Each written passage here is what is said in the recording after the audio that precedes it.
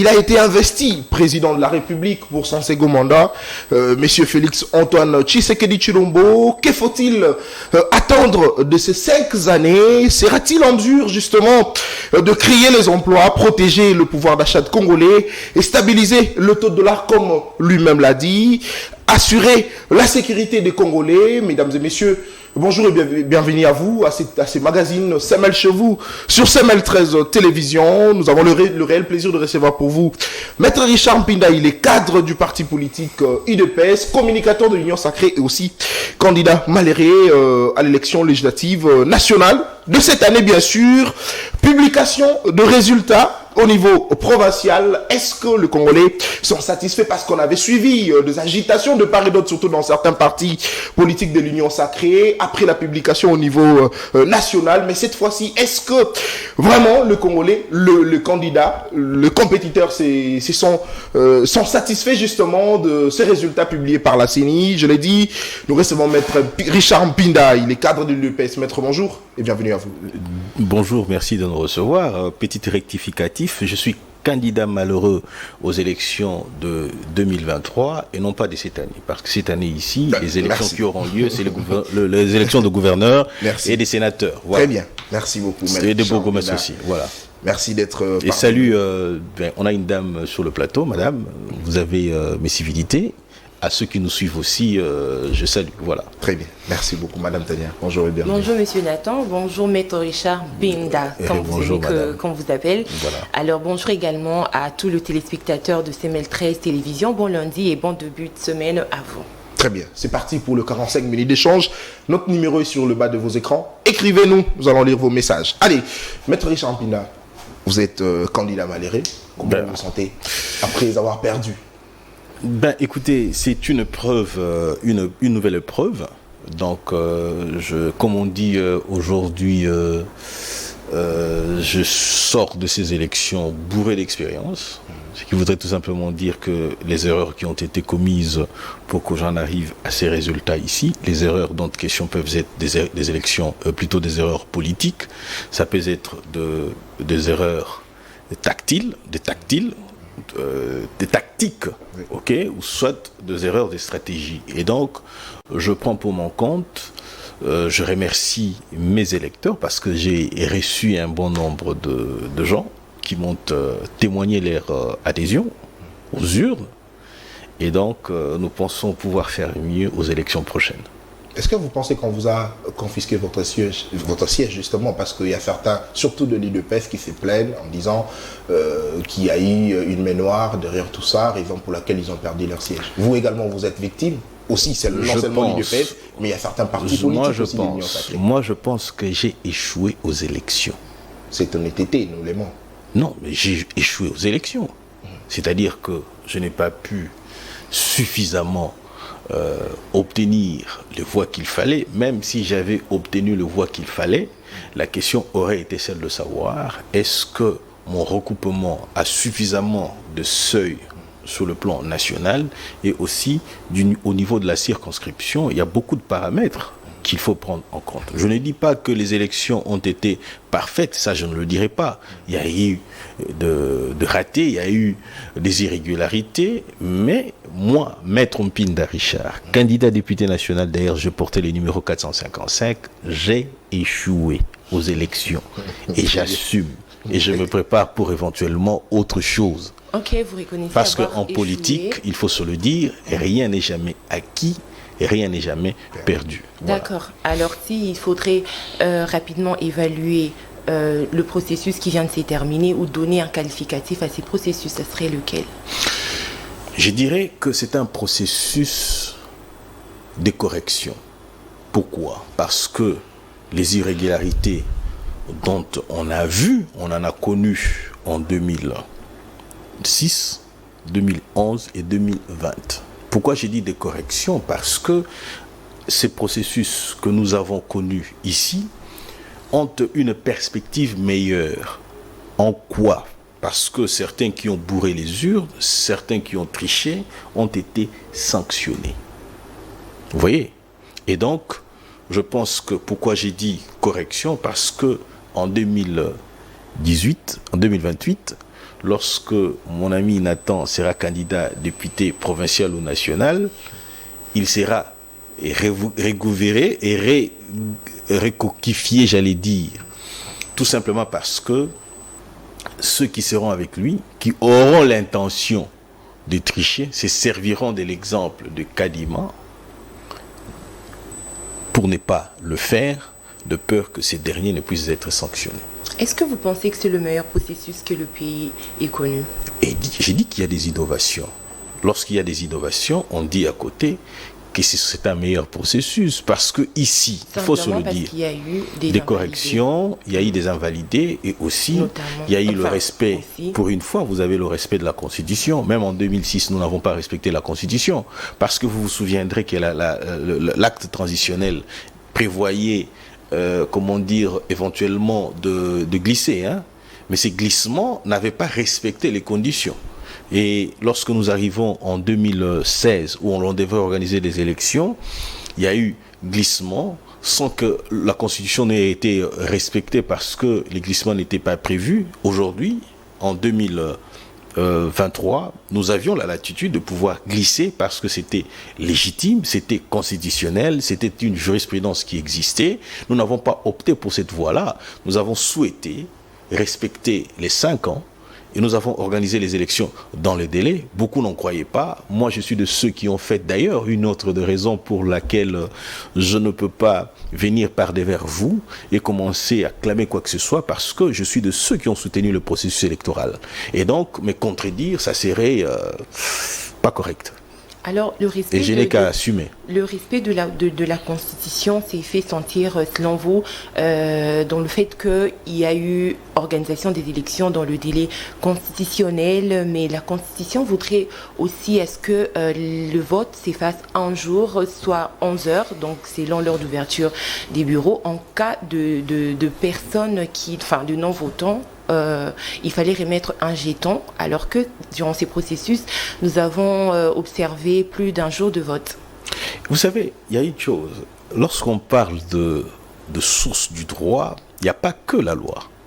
Il n'y a pas que la Constitution. À côté de la Constitution, vous avez aussi les principes généraux du droit, vous avez la coutume, vous avez la jurisprudence, vous avez les principes généraux, je crois de les avoir déjà dit, et vous, ainsi de suite. Et donc, pour dire tout simplement que il y a une jurisprudence qui existe. En 2011, on n'a pas organisé les élections le même jour. Ça a pris pratiquement 3 jours. Ce qui voudrait tout simplement dire que les organisateurs des élections en 2023 se sont servis d'une jurisprudence qui existait. Eh bien, nous sommes dans la légalité. C'est ça aussi le respect de la Constitution. Alors, vous parlez d'un processus de correction. Vous dites qu'en 2028, c'est ceux-là qui voudront tricher, ils auront peur. Pourquoi? Parce que cette fois-ci, il y a eu des invalides. C'est une présomption. Mais je rappelle ici que vous êtes un homme de la loi, vous êtes avocat, mais on vous reçoit comme politique. Exact. On vous reçoit comme politique. Alors, maître, c'est sur base de quoi la CENI a invalidé ces candidats? Parce que jusqu'à ce jour, il y a certains qui se plaignent. Ils disent qu'ils sont victimes simplement de la mauvaise foi de certains caciques de l'Union sacrée. Rien n'a été prouvé. Mais surtout, je rappelle ici que sur le 82, il y a eu un qui a introduit le recours à la CENI et qui a été publié. Il a gagné les élections. C'est une information que je n'ai pas. Je vous informe. S'il a introduit auprès de la commission qu'il avait invalidé, c'est prévu en droit. On appelle ça le recours gracieux. C'est-à-dire que lorsque une structure administrative, puisque la CENI a double caractère, la CENI est à la fois structure administrative et aussi technique, pour ce qui est de l'organisation des élections. Lorsqu'on retourne ou on recourt vers l'autorité qui a pris une décision administrative, parce que nous partons du principe que l'invalidation était d'abord une décision administrative, l'on sollicite des mesures de grâce pour que cela soit fait, c'est dans la légalité. Et donc, vous posez la question de savoir, c'est fondant sur quoi? Mais sur la loi électorale. Je pense lorsque vous lisez l'article 85, de la Constitution, de la loi électorale, et vous lisez aussi l'article 30, 29, 30, 31, 32, de la loi portant organisation et fonctionnement de la CENI, vous vous rendez compte que la CENI est à même de pouvoir sanctionner, invalider. Il sanctionne même les personnes, qui travaillent pour le personnel de la CENI. Et donc, partant de cette réalité-là, il est tout à fait convenable que la CENI ait prise des mesures telles quelles. Il est tout à fait convenable, mais la seconde liste n'a pas été publiée par la CENI. Pourquoi? Je ne saurais vous le dire. Moi, j'ai mes raisons à moi.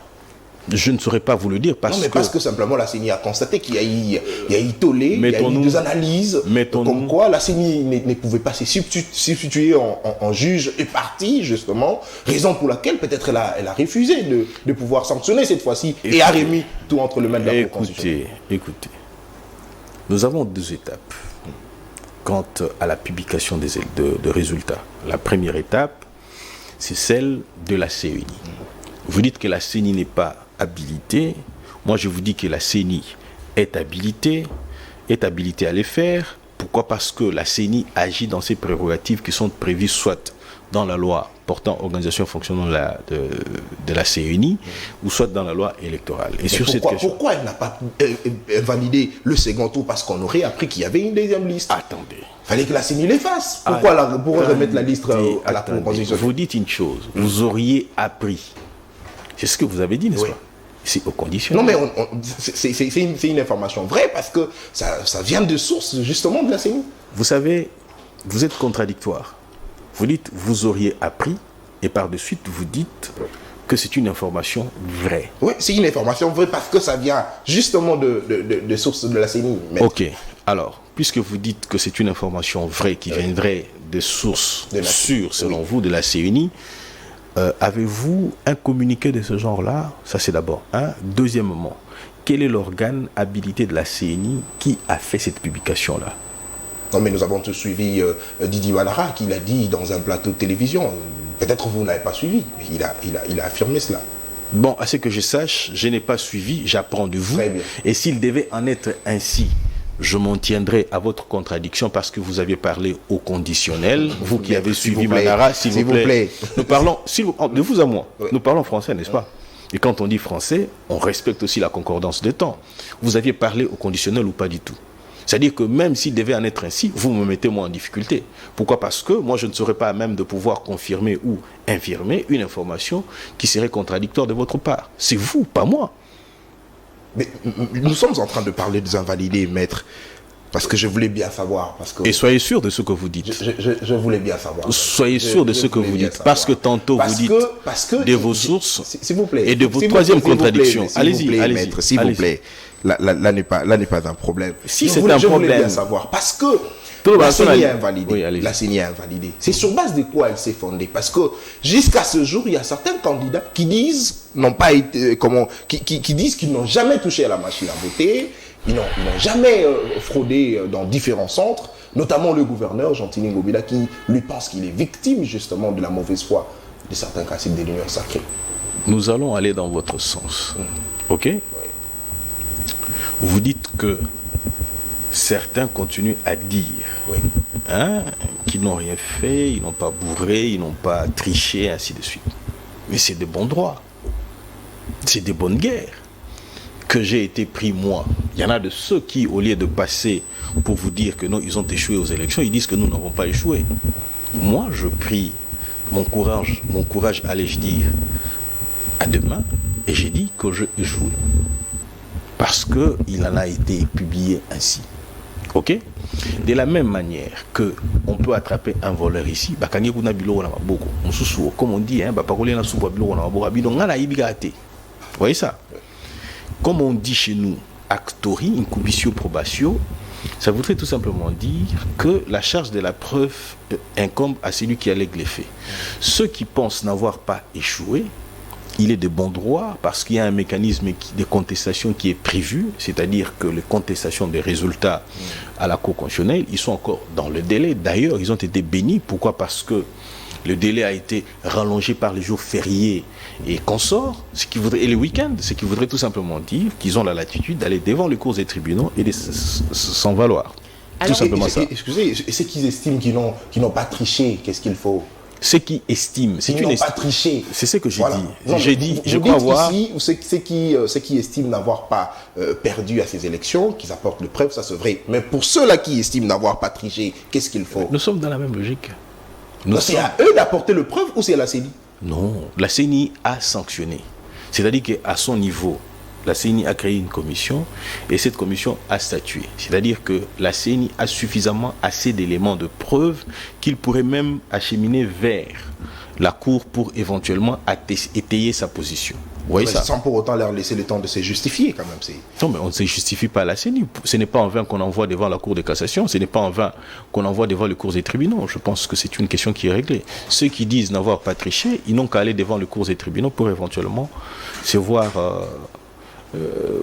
remis dans leurs droits. Alors, maître, la CENI a invalidé des candidats détenteurs de machines. Alors, du moment où, cependant, seule la CENI a le monopole, bien sûr, de la détention de ces machines. Alors, est-ce pas la CENI, la seule, on va dire, est-ce pas la CENI le responsable de cette fraude ou de la tricherie, on va dire? Non, je pense que la responsabilité, on ne peut pas prendre la CENI comme structure et la prendre pour responsable. Et je pense que s'il faut définir la responsabilité des uns et des autres, ça serait par rapport à certains agents de la CENI. Pourquoi je le dis? Tout simplement parce que les compétences de la CENI ne vont pas dans ce sens-là, c'est-à-dire le sens de distribuer les machines. Ça, c'est un premier aspect. Un autre aspect qu'il faut prendre aussi en compte, vous avez vu des photos qui ont circulé sur les nets avec des gens détenant de valises de machines, avec les logos de la CENI, mais malheureusement pour eux, heureusement pour la CENI, parce que ces logos-là, c'était pour les élections de 2018. Et donc... Mais, maître, il faut que c'est un sujet qui fait débat et que le Congolais devrait comprendre. Vous dites que ce sont des logos de 2018, mais... Je n'avais pas encore fini ma réponse. Je n'avais pas encore fini ma réponse. Allez-y. Je n'avais pas encore fini ma réponse. Ça démontre à suffisance que vous n'êtes pas encore satisfait ou que vous ne voulez pas être satisfaite. Non, bon, je veux être satisfaite. Vous voulez être satisfaite. Et voilà. Donc, je pars du principe que les logos affichés sur les machines ne correspondaient pas aux logos actuels. Je ne dis pas non plus que des machines avec les logos actuels n'existaient pas. Je vous ai pris un cas, j'ai dit que ce n'est pas la CENI, c'est plutôt les agents de la CENI. Et les agents de la CENI ne pouvaient pas mettre à la disposition les machines portant des logos qui ne correspondaient pas à l'actuel. Et donc, c'est pour dire tout simplement que nous avons une réalité qui fait qu'il y a eu des cas tels quels. Les cas ont été sanctionnés, ok, et les détenteurs ou les personnes qui ont été sanctionnés ne doivent qu'en répondre de leurs actes. Alors les détenteurs sanctionnés, cependant les agents de la CENI responsables de ces machines n'ont pas été sanctionnés. Est-ce pas ça, c'est vous qui les dites. Ça, c'est vous qui les dites. Non, mais ça ne doit pas être un secret, s'il vous plaît. On va dire une cellule de communication. Cependant, vous aviez approché la CENI. Ces agents n'ont pas été sanctionnés. Vous aviez approché... Attendez, s'il vous plaît. Donc, n'est-ce pas injuste? Vous aviez approché la CENI et la CENI n'a pas sanctionné ces agents-là. Non, mais ça doit être... Du moment où, pour le candidat, ça fait... Voilà ce que je voulais relever. Voilà ce que j'avais relevé. Je voulais relever le fait que la CENI doit sanctionner et les personnels et les candidats. Si vous estimez les avoir approchés, tant mieux, vous me direz que bon voilà, nous les avons approchés, nous avons posé la question à la CENI parce que je ne suis pas habilité, je ne suis pas porte-parole de la CENI, je ne parle pas au nom de la CENI, je parle en mon compte, je parle en mon compte, pour mon compte, je parle pour moi, vous voyez ça? Donc, si vous me dites de parler au nom de la CENI, ça serait contradictoire. Donc, la CENI, ce serait d'être indépendante. Pourquoi? Parce que moi, Maître Mpinda Richard, j'étais candidat, pour mieux dire, candidat malheureux. Et donc, j'aurais organisé les élections pour perdre. Et donc, ça serait très contradictoire déjà. Et donc, je pars du principe que les agents de la CENI qui ont comploté avec les candidats doivent être sanctionnés. Je n'ai pas l'information attestant ou... jetant ou rejetant plutôt, j'allais dire, cette thèse ou cette thèse-là, ok, pas du tout, ok, je n'en ai pas. Est-ce que vous avez semblé applaudir la CENI sans pourtant faire mention à cette hypothèse? Non, je vous ai parlé en fonction, je parlais de la CENI parce que nous sommes dans une analyse politique, j'ai réfléchi en fonction des informations en ma possession. Je sais que ça ne peut pas, les tricheurs ne pouvait pas tricher seul. Les tricheurs doivent avoir triché avec les agents de la CENI. Et moi, je suis de ceux qui pensent que si personnel de la CENI il y a eu, ok, je ne parle pas des cas isolés que je connais personnellement, ok, je parle par exemple en Gaba, quelqu'un a passé 1 ou 2 nuits déjà à l'échangère et par des suites il a été transféré au parquet. J'attends que la CENI qui relève, qui répertorie tous ces cas-là. Nous avons vu certains des agents de la CENI, aussi on a montré les images, tout ça. Nous attendons aussi des sanctions de leur part. Comme je ne suis pas au courant d'une quelconque information allant dans ce sens-là, donc je ne sais pas me prononcer, j'ai dit tout simplement que la CENI est aussi appelé à sanctionner en interne non seulement les agents de la CENI, et ça servirait aussi non seulement les agents de la CENI, aussi la police, parce que ces services de logistique de la CENI est accompagné par la police, question de sécuriser le matériel. Il faudrait qu'il y ait aussi de policiers sanctionnés. Non, mais pour que les policiers soient nécessairement sanctionnés, ils doivent soit avoir été complices. Vous en connaissez qui...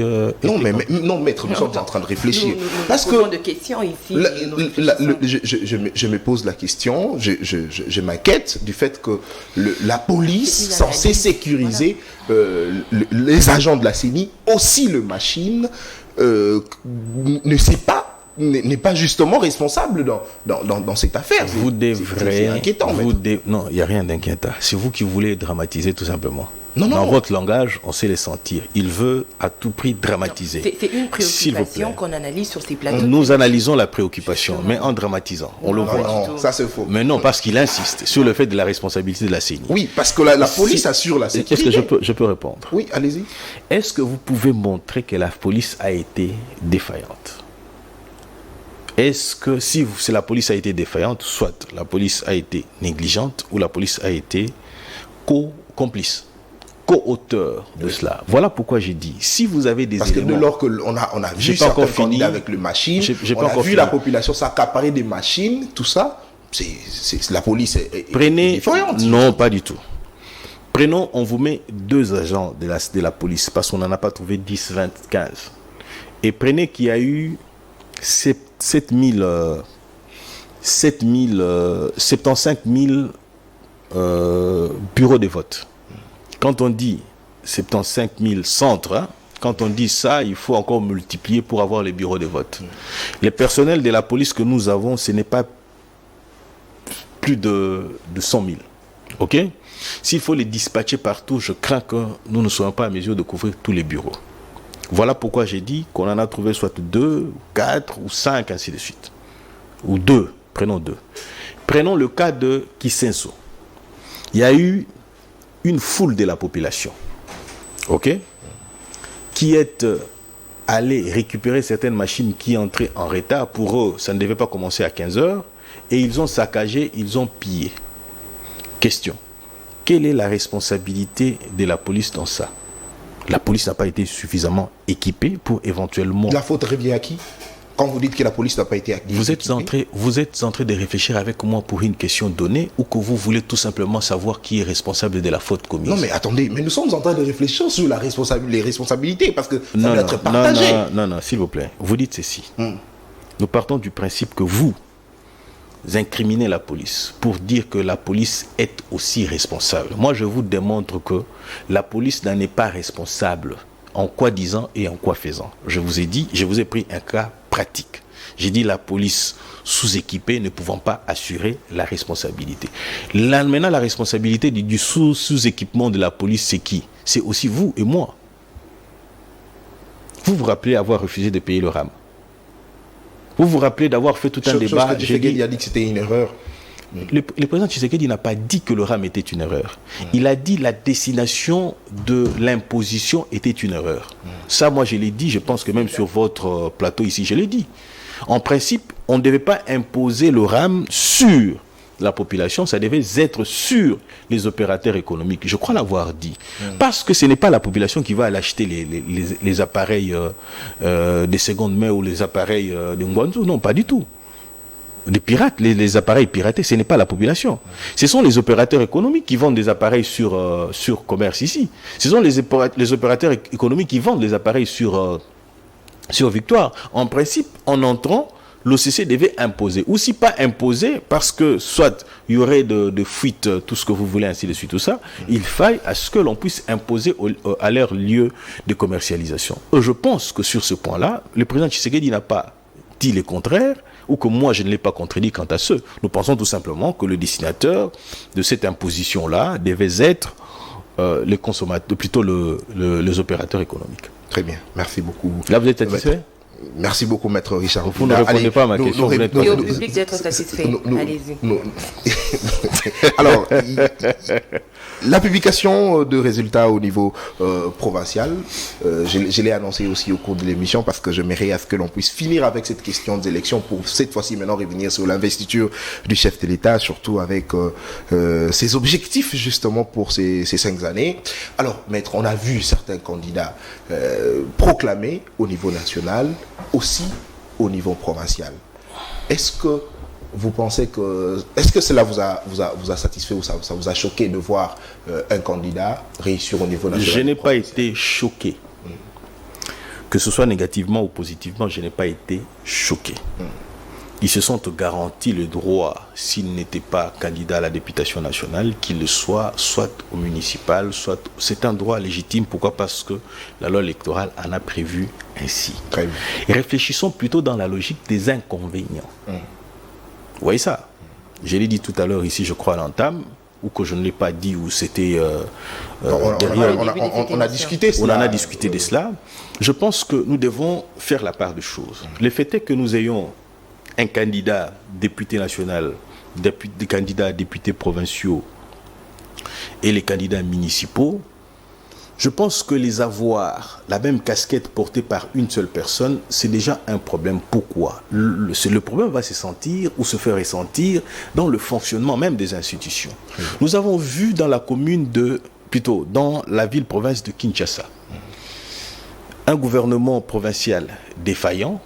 Pourquoi? Parce que le gouverneur avait laissé son siège à l'Assemblée provinciale et que les membres du gouvernement avaient aussi laissé leur siège. La défaillance est arrivée ou est intervenue tout simplement parce que les ministres qui ont laissé leur siège se sont sentis en sécurité parce qu'ils ne pouvaient être interpellés par leurs suppléants. Très bien. Les suppléants ne pouvant pas vous interpeller, la conséquence, c'est qu'il dit, si je l'interpelle et qu'il est sanctionné, moi je perds ce siège-là, donc je perds le siège de député provincial. Et donc, cette logique-là a constitué un blocage dans l'engrenage fonctionnel des institutions de la République. Et donc, aujourd'hui, j'aurais souhaité, mon vœu le plus ardent, serait de voir que ceux qui sont députés nationaux, qui sont députés provinciaux et conseillers municipaux, ne puissent pas aller au gouvernement, par exemple, ne puissent pas aller en tant que mandataire. Pourquoi? Parce qu'ils vont constituer un problème. Deuxièmement, si ces derniers, parce qu'ils peuvent prendre un engagement personnel pour dire qu'ils ne vont plus revenir. Donc il faille à ce que l'on puisse revisiter soit la loi électorale, soit revisiter aussi la Constitution qui garantit le droit de retourner dans ses fonctions. Mais c'est aussi le problème des quotas aussi qui se pose, parce que on sait souvent en politique, surtout dans notre pays. Je sais que nous on a un quota énorme. On a 154 députés. C'est ce que je suis en train de dire. Vous verrez les autorités morales, parce qu'eux ont le monopole d'envoyer certains candidats, c'est pas moi, ministrables, tout ça. Ils peuvent s'imposer pour que lui également soit ministre. Il est député, il est ministre. Est-ce qu'il faudrait vraiment une loi mettre, non seulement une loi électorale, mais une loi, question que cela ne puisse plus... Tout ne doit pas être... Parce qu'on doit voir en tout cas ce renouvellement de la classe politique. Tout ne doit pas être coulé en forme de loi. Il faut du bon sens tout simplement. Mais quand le bon sens n'y est pas. Quand le bon sens n'y est pas. Maintenant, on se soumettra ou on sera à la disposition de l'autorité morale de l'Union sacrée par exemple. C'est à lui d'apprécier parce que c'est lui qui va nommer. Très bien. Qu'est-ce que vous voulez à ce moment-là? On n'aura pas de choix si ce n'est que de se référer à cette autorité morale qui lui va nommer, qui lui va éventuellement voir la possibilité de sanctionner. Très bien, merci beaucoup. Allez, je l'ai dit dès l'entame de cette émission, que faut-il attendre de ces 5 ans? Félix Tshisekedi promet cette fois-ci qu'il va protéger le pouvoir d'achat de Congolais, il va créer des emplois, stabiliser le dollar, assurer la sécurité des Congolais et tant d'autres, mais surtout qu'il insiste que les erreurs du passé ne vont plus se répéter. S'il vous plaît, je reviens à vous. Entendre une voix féminine. Je reviens à vous. Je reviens à vous. Parce qu'apparemment, je reviens à vous. C'est le présentateur. Je reviens à vous. Okay. Allez. Surtout qu'il promet que les erreurs du passé ne vont plus se répéter. Maître, vous avez la parole. Allons-y. Je reviens à vous. Ah, donc vous ne voulez pas adoucir un peu le climat donc, allez-y, répondez à la question, Maître Richard. Voilà. Est-ce qu'il faut vous étiez satisfait d'entendre le président de la République parler de cette manière? Parce qu'on pourrait dire que c'est déjà un message qu'il a lancé à certains politiques. C'est que il faut, vous savez, par moment on a l'impression que seul le président Tshisekedi doit assumer le deuxième mandat. Ou que le président Tshisekedi seul doit arriver à l'aboutissement de ses préalables. Ça, je crois que ça serait pas juste. La responsabilité est répartie entre tout le monde. Nous l'avons relevé tout à l'heure ici. Il faille à ce que nous ayons d'abord un gouvernement, plutôt un parlement qui fonctionne normalement. Vous voyez ça? Prenons un gouvernement, un ministre qui détourne. Un ministre qui détourne. Je vous prends un cas pratique. Le ministre de l'économie a été sanctionné sous le premier mandat. J'ai entendu un nom comme ça, apparemment. C'est lui qui a été élu au niveau provincial hier lors de la publication. À Kinshasa? Non, en province. J'ai entendu ces noms-là. Je voulais bien savoir si c'est bien lui. Et il peut s'arranger pour se retrouver au Parlement. C'est un droit légitime qui lui est reconnu. Eh bien, je le félicite tel quel. Et donc, j'en reviens pour dire qu'il faut que chaque institution de la République fonctionne normalement. Je pars du principe que pour que nous puissions avoir de l'emploi, il faille à ce que nous puissions avoir un œil très regardant sur, j'allais dire la ministre, sur le ministre ou la ministre, si vous voulez bien, le travail. Pourquoi? Parce que il faut commencer d'abord par améliorer, là le pouvoir d'achat est aussi touché, il faut améliorer les conditions de ceux qui travaillent. Nous avons eu un mandat complet. A-t-on vu un député interpeller les ministres de travail par rapport à la sous-traitance des Congolais qui travaillent chez les Chinois, chez les Indiens, chez les Libanais et consorts qui sont traités comme de moins que rien? Avons vu un député les faire? Pas du tout. Et donc, ici, ce n'est pas au président de la République de le faire. C'est-à-dire qu'il faut qu'il y ait des députés qui sont consciencieux de ce qui doit être fait et de comment cela doit être fait. Ça, c'est d'abord un. Deuxièmement, nous parlons toujours du pouvoir d'achat. Les coûts des denrées alimentaires sur le marché. Un ministre de l'économie a été éjecté de ses fonctions. Quelle en a été la suite? Selon certaines rumeurs, selon certains dires, ces ministres-là n'ont pas été éjectés parce qu'il avait répondu valablement, parce qu'il n'avait pas répondu valablement aux attentes de la population. Il avait été fait parce qu'il y a eu un groupe de Libanais qui ont l'air députés au sein de l'Assemblée nationale, qui ont fait pression de manière à ce qu'on puisse les démettre de ses fonctions. Vous ne vous êtes jamais posé la question de savoir pourquoi commander? Nous avons des lacs poissonneuses, nous avons des fleuves et tout ce que vous voulez avec beaucoup de poissons, mais pourquoi la construction des débarcadères, comme on dit, débarcadères qui connaissent des problèmes jusqu'ici? Pourquoi n'a-t-on pas fini une fois pour toutes? Pourquoi la commande des poissons? Non, pas des poissons, des bateaux de pêche tarde à venir jusqu'ici? Est-ce que c'est l'argent qui manque? Nous avons appris par vous, j'ai dit les médias, qu'il y a eu de l'argent qui ont été, mais pourquoi ça traîne? N'est-ce pas une mainmise noire qui veulent continuer à contrôler l'économie nationale, à contrôler les marchés nationaux, qui seraient en train de jouer? Mais s'il devait en être ainsi, est-ce que nous avons des députés consciencieux, qui savent quoi faire, comment faire pour que la machine fonctionne normalement? Et donc ici, on ne va pas regarder seulement le président de la République, c'est-à-dire qu'il a le droit, il a l'obligation de donner le ton. D'ailleurs, la Constitution le dit, il a l'impulsion de l'action gouvernementale. Ok, il faille à ce que nous ayons un Parlement, non pas des vendus, mais plutôt des hommes et des femmes à même de pouvoir interpeller chaque fois qu'il le faut. Mais ne pensez-vous pas que si le président ou si le Congolais ont un regard beaucoup plus penché sur le président de la République, c'est simplement parce que le président, dans ses sorties, c'est lui qui fait de promesses aux Congolais. Le président fait des promesses aux Congolais parce que, il a l'impulsion de l'action gouvernementale, parce que la Constitution le voudrait ainsi pour qu'il soit élu. Et donc, je pense qu'à ces niveaux-là, on ne doit pas seulement se contenter de ça. Est-ce que vous savez qu'on peut écourter les mandats d'un député en cours d'exercice? Parce qu'apparemment, on a comme l'impression que les députés nationaux, provinciaux, comme les conseillers municipaux qui vont arriver ici, non pas intouchables, mais plutôt, j'allais dire, qui n'ont pas un moyen de pression sur eux. On a comme cette impression-là. Et pourtant, nous pouvons réunir 100 000 signatures, c'est possible. Kinshasa, c'est 12 millions d'habitants. C'est-à-dire que Kinshasa peut réunir 100 000 signatures, il fait partir un député. Et c'est que nous devons prendre conscience aussi de notre rôle à jouer. On ne doit pas dire, écoutez, Babandi Boye, tous la banque à Tinasuka. Non, pas du tout. Et pendant ces temps-là, combien de gens mourront de faim?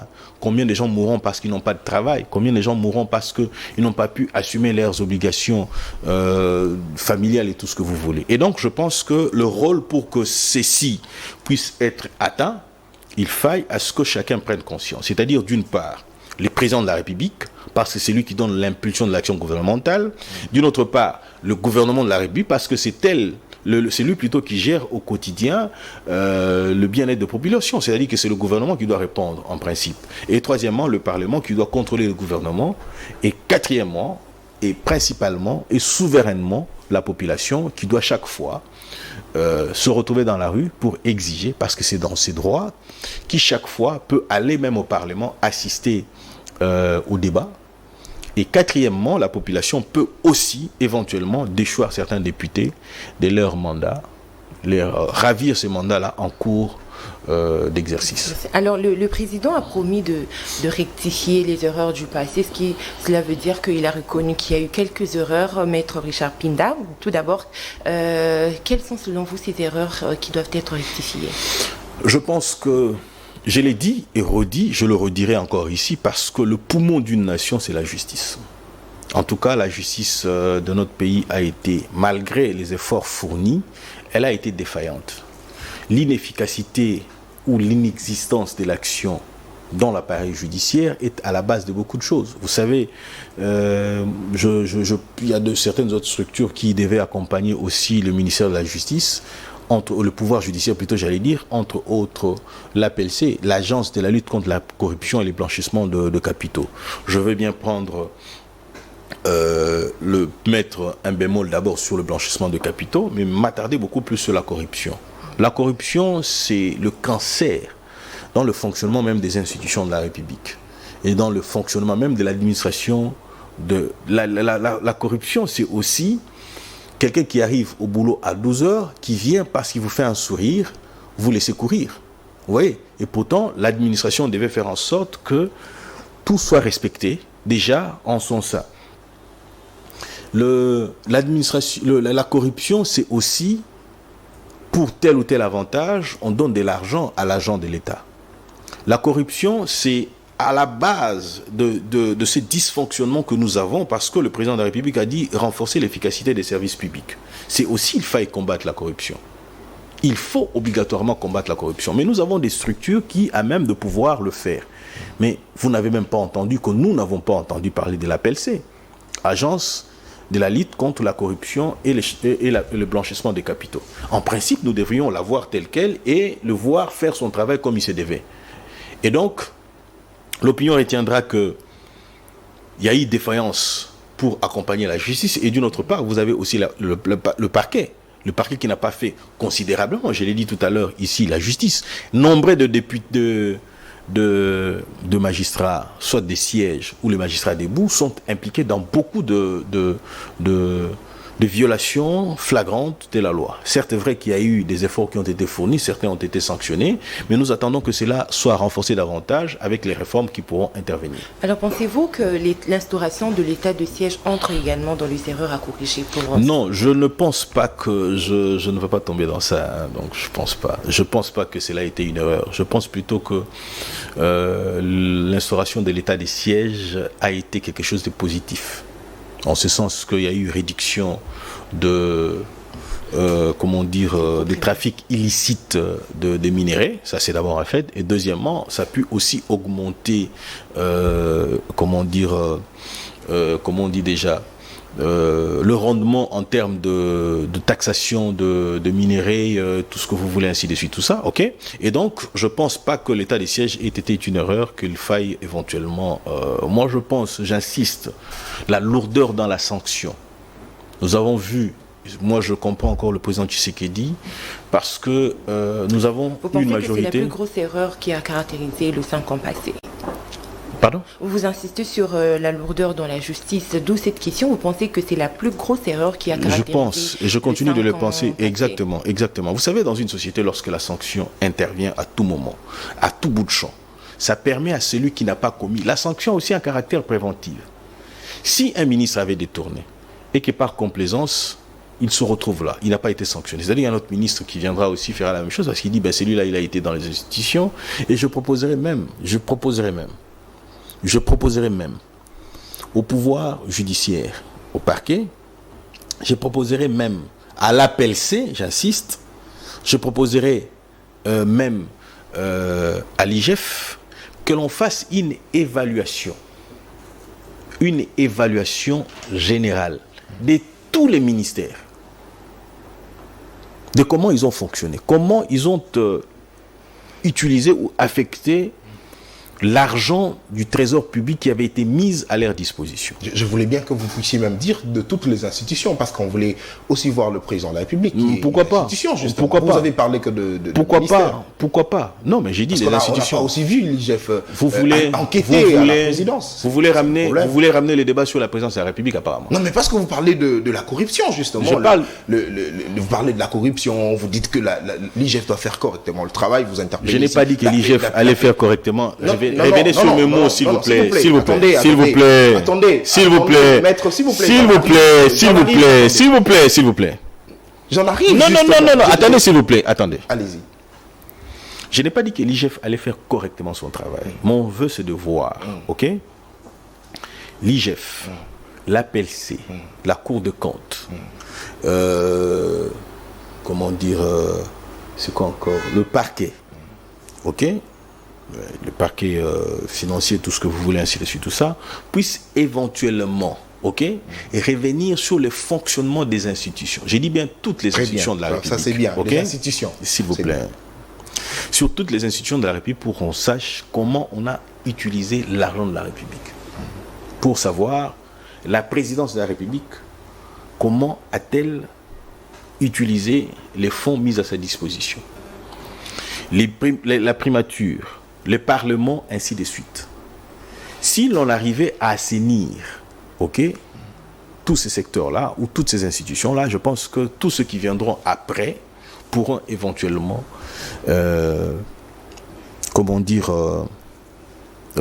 être prévenus du comportement malveillant et des conséquences qui pourront s'en suivre. Et aussi, malheureusement que je ne suis pas député, j'aurais proposé aussi, souhaité à ce que l'on puisse revisiter la loi portant statut des anciens présidents de la République. Cette loi mais l'union sacrée est majoritaire. Je ne suis pas l'union sacrée. Non, mais vous êtes attendez, maître. Vous êtes au sein de l'union sacrée. Vous pouvez également saisir un député pour qu'il l'évidence, c'est que l'évidence. Écoutez, je suis de ceux qui pensent que mon échec ne veut pas dire que je dois garder tout dans les tiroirs. Non, pas du tout. Très bien. C'est-à-dire que je mettrai à la disposition de qui peut, qui veut, les propositions de loi en vue d'améliorer, en vue de permettre à ce que la République avance. Je suis sur le principe. Ok ? Je voudrais aussi dire une chose, que porter ma pensée serait différent de celui à qui je confie cette pensée-là. Voilà pourquoi j'ai dit malheureusement que je ne suis pas élu député. Ok ? Je suis de l'Union sacrée, mais je ne suis pas l'Union sacrée. Ok ? Tout celui qui est élu président de la République, tout celui qui est élu député national comme provincial, avant toute chose, on le verra lui. Et par de suite, on verra la plateforme, la structure dans laquelle ces derniers évoluent. Et donc, je pense que je ne dis pas être plus intelligents que ceux qui sont élus. Il y en a de ceux qui sont plus intelligents, plus efficaces, plus compétents que moi, le seront bien sûr, ou que le sont déjà. Mais je pense que moi-même porter mon combat aurait été d'une certaine manière. Mais cela n'exclut pas, pour moi, de porter, de faire parvenir à la République des propositions, et bien sûr avec une obligation que ces propositions que je mettrai à la disposition portent mon nom. Très bien. Alors, je voulais également savoir, parce que le président Félix Tshisekedi parle de la stabilisation du taux de dollar, parce que au cours de ce mandat, qui d'ailleurs déjà a pris fin, le président de la République, le gouvernement s'est plaigné qu'il y avait une crise mondiale, une crise économique mondiale, ça c'est vrai, mais aujourd'hui, que le président s'est dit prêt à stabiliser le taux de dollar, le pouvoir d'achat de Congolais. Est-ce que la raison de la crise mondiale va encore se répéter au cas où il n'arrive pas justement à stabiliser ce dont il a évoqué au cours de son discours? Déjà, je comprends que c'est votre caractéristique. Vous prenez ce que dit une personne, vous le transformez selon votre entendement et vous le ressortez. Non, laissez-moi prendre des exemples. Laissez-moi prendre des exemples. Vous dites que le président de la République a dit, qu'il va, les termes que vous avez... J'ai dit stabiliser le taux de dollar. Il a dit qu'il allait stabiliser les taux de dollar. Protéger le pouvoir d'achat de Congolais. Protéger le pouvoir d'achat de Congolais. Au cas où il n'arrivait pas, allait-il se servir des excuses de la crise monétaire, économique mondiale? Parce que c'était la raison au cours de 5 ans passés. La question, c'est de savoir, vous êtes journaliste mieux placé. Est-ce que le président de la République a menti? D'où sa question, comment compte-t-il s'y prendre pour cette fois-ci? Non. Revenons sur ce que je suis en train de dire ici. Parce que vous prétendez que c'est une raison, puisque à vous entendre parler, on a l'impression que c'est une raison superficielle. Non, c'est une raison que le président... Est-elle réelle ou pas du tout? Le président de la République a évoqué cette question. Cette fois-ci, parce qu'il est encore évolué. J'aurais souhaité que vous disiez comment s'y prend-il déjà. Parce que rappelez-vous que le thème principal était conserver les acquis, du premier mandat. Comment s'y prend-il déjà? Mais vous ne me dites toujours pas s'il avait menti ou dit vrai. Et donc, j'en reviens pour dire ceci. Pour arriver maintenant à les faire davantage, il faille à ce que nous puissions cesser d'être une économie extravertie. Que nous puissions plus compter sur l'extérieur, parce que nous avons 70 milliards 500 millions de dollars, 7 milliards 500 millions de dollars qui sortent chaque année pour aller nous acheter les produits à l'extérieur. Et donc, ce qui fait que lorsque les opérateurs économiques arrivent au moment où ils doivent se faire ravitailler, ils injectent les francs sur le marché et que les dollars deviennent rarissimes. Et la conséquence, c'est qu'il y a chaque fois le taux d'échange qui est galopant. Et donc maintenant, pour y remédier, nous avons créé une zone économique déjà à Maluku ici. Petit à petit, nous arrivons à produire par nous-mêmes. Nous avons commencé avec les carreaux, nous avons ici le montage de véhicules, de bus, des tracteurs. Nous avons aujourd'hui, nous fabriquons Madine DRC, les Pepsi. Nous y allons petit à petit, jusqu'à arriver à un nombre de consommation tel qu'il se faudrait, et pour que nous puissions éventuellement répondre favorablement à cette exigence de stabiliser le cadre macroéconomique. Deuxièmement, je l'ai dit tout à l'heure ici, qu'il faille à ce que nous puissions stabiliser, plutôt qu'est-ce que j'ai dit, revenir sur le finissage des débarcadères qu'on est en train de construire et finaliser avec les bateaux de pêche qui ont été commandés, dont une partie de l'argent avait été déjà versée aux fournisseurs. Dès que ça arrivera ici, ça permettrait à ce que les poissons qui meurent de vieillesse dans les lacs, rivières et tout ce que vous voulez, ainsi de suite, tout ça, puissent éventuellement être dans l'assiette des Congolais. Ça nous pousserait à ne plus aller en Namibie pour chercher les chinchards. Chinchards. Vous voyez ça? Nous pourrons avoir nos mbongo nous pouvons avoir nos Ngolo, nos Nzombo et ainsi de suite, tout ça, à portée des mains, et ça sera à moindre coût. Et les dollars qui sont tout le temps en circulation pourront éventuellement disparaître. Et troisièmement, le président de la République l'a dit aussi, il faudrait relancer les greniers agricoles. C'est-à-dire qu'il faille à ce que nous puissions exploiter nos terres. Nous parlons de 18 millions de terres arables qui doivent en principe être exploitées pour le bien-être des Congolais. Et donc je pense que si ces trois éléments cités ici étaient réunis, nous arriverons certainement avec certitude à stabiliser. Mais le président Tshisekedi ne contrôle pas les cas fortuits. Le président Tshisekedi ne contrôle pas non plus certains faits ou certains imprévus. Prenons par exemple, vous pensez que le président Tshisekedi était au contrôle de Covid-19 ? Vous pensez que les présidents... Il y avait un ministre qui a géré tout... cette période-là, qui a travaillé justement, vous participait vous déviez l'essentiel. Vous aviez posé la question de savoir, puisque le président Tshisekedi avait avancé lors de son premier mandat comme excuse, c'était la crise économique. Le Covid-19 a été à la base du crise économique. Voilà, je vous retourne. Pensez-vous que le président Tshisekedi était à la base... Pardon ? La crise n'a pas duré 5 ans. J'étais en train d'évaluer les raisons. Je vous ai dit, la crise de Covid a fait 2 ans. Non. J'étais en train d'évoluer pendant qu'il m'interrompt pour dire qu'il y a eu un ministre. C'est-à-dire qu'il a quitté même le fondement de la question pour aller vers un ministre. Là, je pense qu'il voudrait faire allusion. Qui gère ces secteurs au quotidien, qui participe au Nous sommes dans la logique. Dirigé par le chef de l'État. Nous sommes dans la logique. C'est pas le président de la République qui est... Lui, il est le chef de l'exécutif. Il a soit dirigé...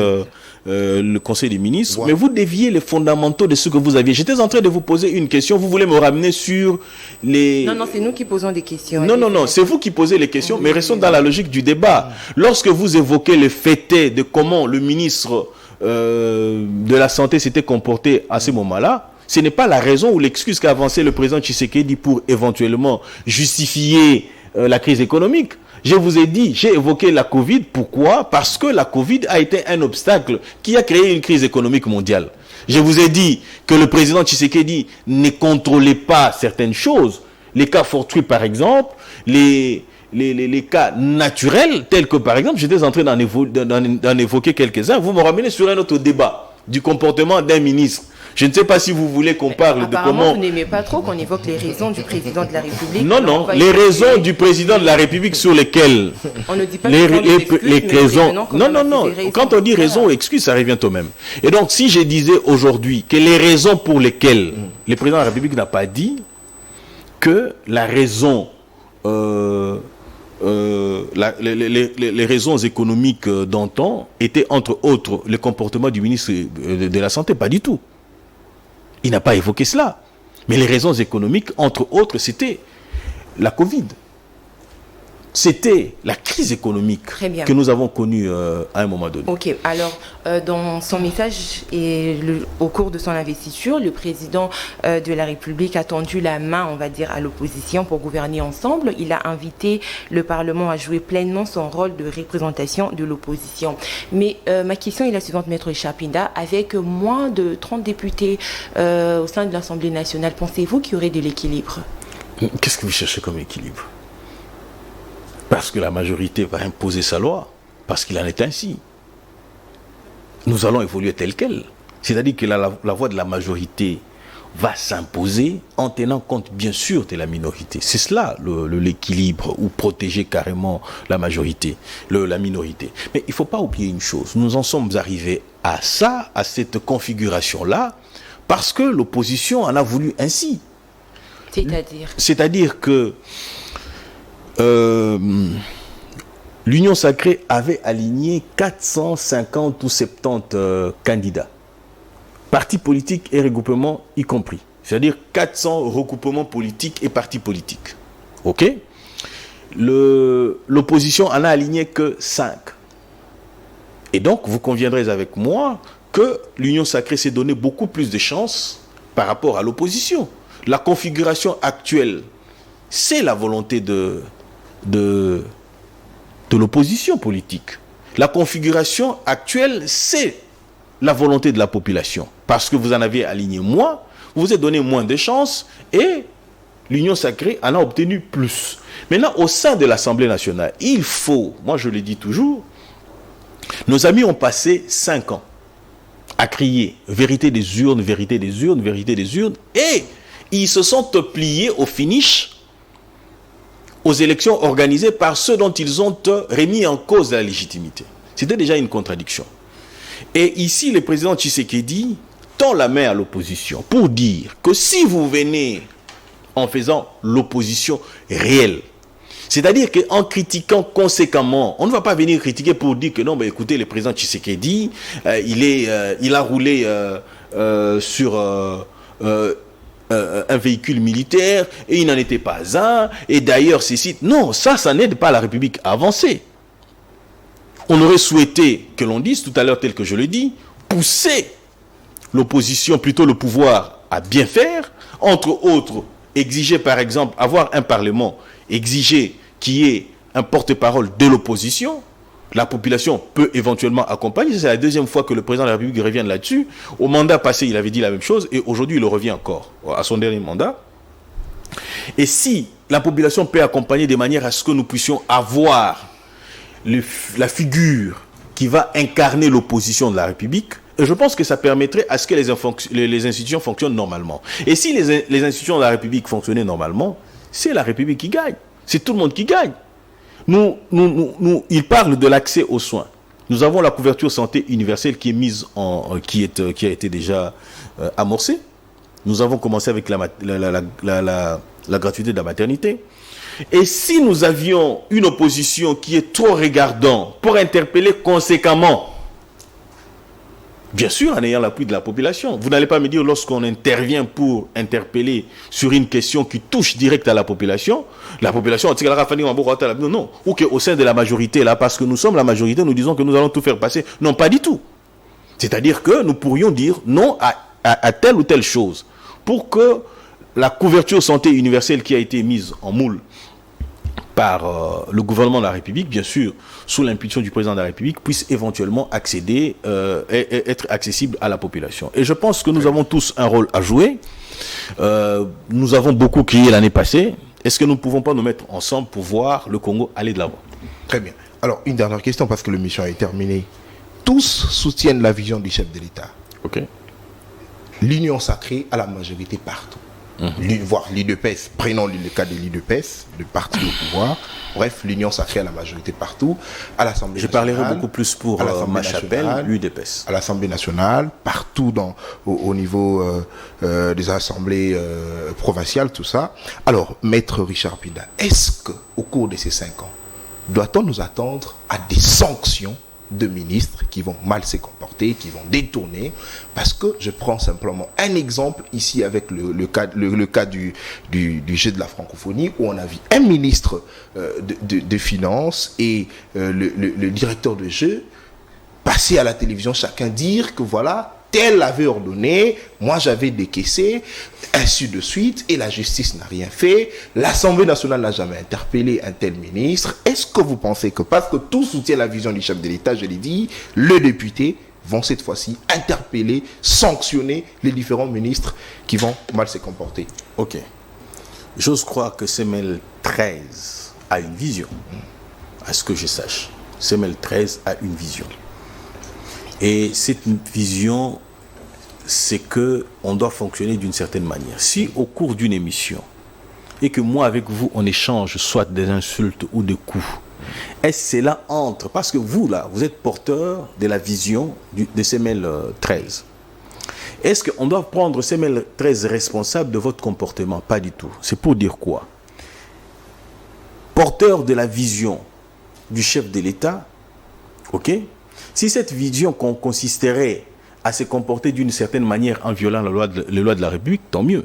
Mais si cela ne correspond pas à la vision, c'est-à-dire que chacun doit répondre de ses actes. Mais citer le directeur de jeu de la francophonie et d'une autre part le ministre, les uns et les autres doivent répondre de leur comportement. Nous nous plaignons d'une chose, je me suis plaint d'une chose, c'est-à-dire que la justice doit fonctionner d'une certaine manière.